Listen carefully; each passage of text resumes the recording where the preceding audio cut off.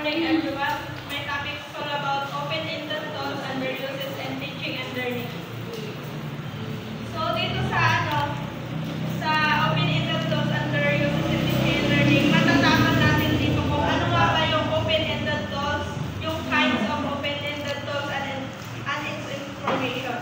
Tapos, kung ano ba yung use ng open-ended thoughts in teaching and learning. So, yung open-ended, having to determine limit or boundary. Ito yung, after ng discussion, for example, is hindi siya doon magtatapos. Kung bibigay yung teacher ng activity or task assignment.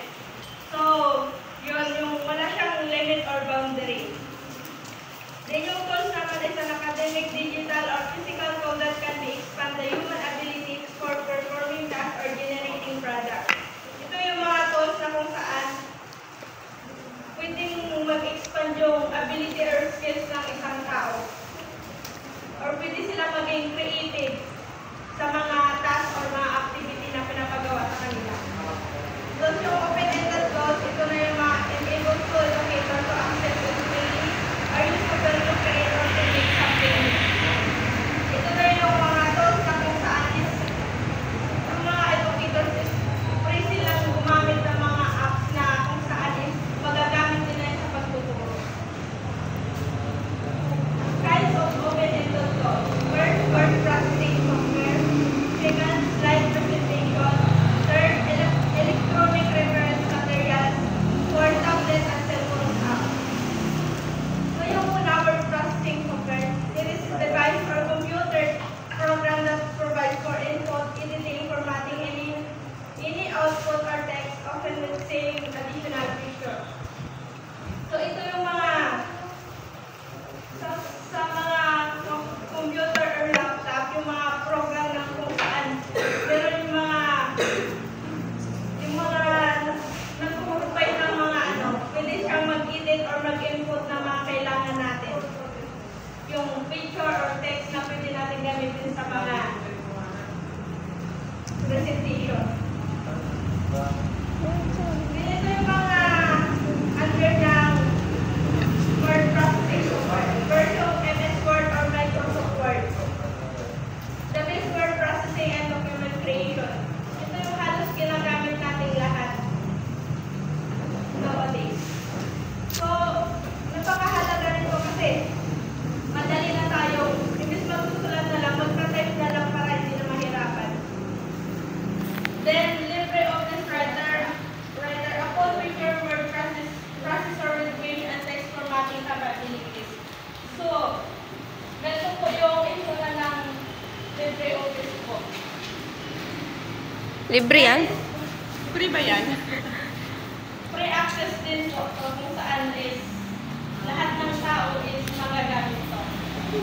Dito is na pwede ka din mag-design or maglagay ng mga text or mga animation, ganyan. Next, WPS or also known as Kingsoft Writer.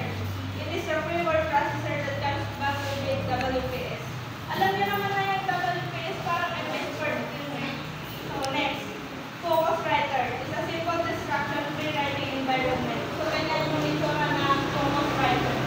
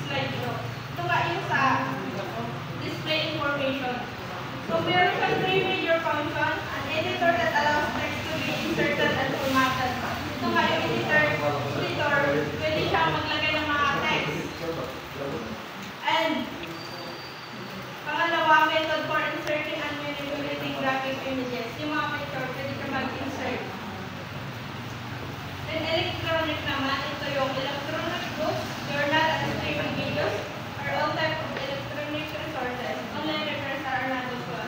So dito sa electronic reference material, ito yung yung kanina nga, yung examples ng dictionary, ganyan, yung word almanac, tapos yung mga journal, saka yung mga videos online or sa internet na nakikita natin, yung mga sources or references na kinuha natin sa internet. Then, tablet and cellphone app. Yung advantages niya, natutulungan niya yung mga estudyante na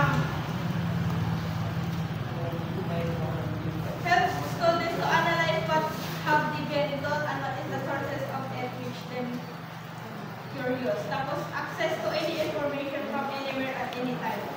A mobile phone can make a lot of your tasks every day for you, also saves a lot of time.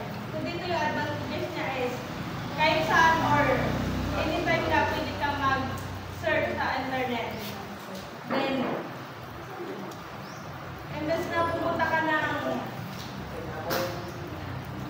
yung iba kasi hindi na masyadong pumupunta sa library, so mas madali yung nasa mga estudyante na mag-search na lang.